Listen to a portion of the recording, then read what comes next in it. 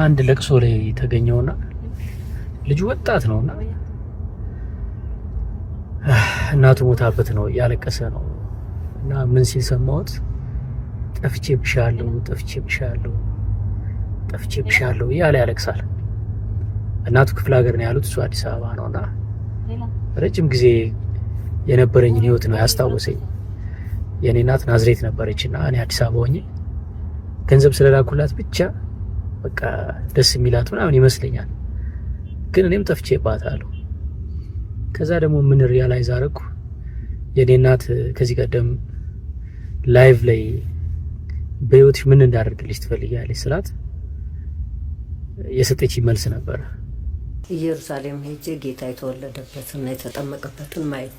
በጣም ማድረግ የምትፈልገው ነገር ምን እንደሆነ እያወኩኝ ግን ችላ ብዬው ቆይቻለሁ።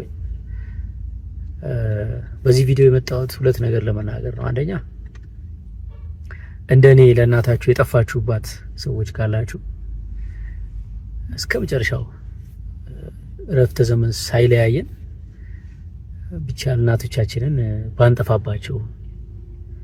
ሌላው ደግሞ ማድረግ የሚመኙት ነገር ካለ ብናደርግላቸው አቅሙ ካለን። አሁን እናቴን ወደ ቅድስት ኢየሩሳሌም ለመላክ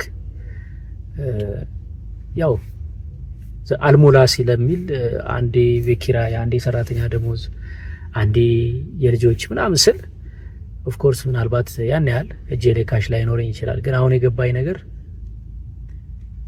በቃ ማድረግ እንዳለብኝ ነው።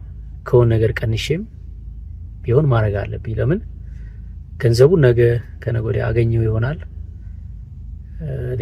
እኔ ግን እድሜን አላውቀውም፣ የእሷንም እድሜ አላውቀውም እና ማድረግ ያለብኝን ነገር ማድረግ እንዳለብኝ ገብቶኛል። እናንተም ማድረግ ካለባችሁ ወላጆቻችሁን ማድረግ የምትችሉትን ድረስ ማድረግ ነው።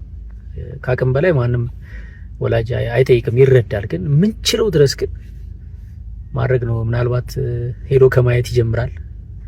በተለይ ክፍለ ሀገር ወላጆች ላላችሁ ሄዶ ከመጠየቅ ይጀምራል፣ ከመደወል ይጀምራል። በቃ ደስ የሚላትን ነገር ሻሽም ገዝቶ እኮ መስጠት ሊሆን ይችላል ለእናት።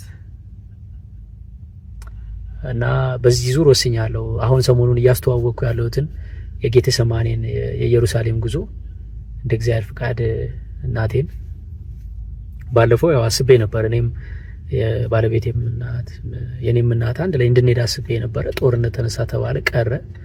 በአሁኑ ግን እኔ ስራ ቢዚ በሆንም ባልሄድም እኔ እስከሄድ ብዬ እሷን ማቆየት አልፈልግም። ስለዚህ ጌቴሰማኔዎች ባዘጋጁት ጉዞ ኢየሩሳሌምን እንድትሳለም እግዚአብሔር ቢፈቅድልኝ አስቤያለሁ። እና እናንተም ለወላጆቻችሁ እንደዚህ ያሰባችሁ ሰዎች ካላችሁ 15 ዓመታት ሙሉ በአመት 5-6 ነው የሚሄዱት ጌቴሰማኔዎች። እዛ ሄደው ደግሞ አስቀድሰው እንዲቆርቡ ያደርጋሉ። እናት አባቶቻችንን ዮርዳኖስ ላይ እንዲጠመቁ ያደርጓቸዋል። ባለ 4 ባለ 5 ኮከብ ሆቴል ነው የሚያሳርፏቸው። ጉብኝቱ በጣም የተደራጀና መንፈሳዊ ነውና በዚህ መጓዝ የምትፈልጉ ከሆነ አድራሻቸው ኡራኤል ጋር ምኑ ጋር ነበር አድራሻቸው? ግሎሪ እና አድራሻቸውን ሰጣችኋለሁ። ካሳንቺስ ኡራኤል አደባባይ ሳትደርሱ ግሎሪ ህንጻ 3ኛ ፎቅ ቢሮ ቁጥር 302 ወይም በ0947 ሶስቱንም ቁጥር 41 ነው።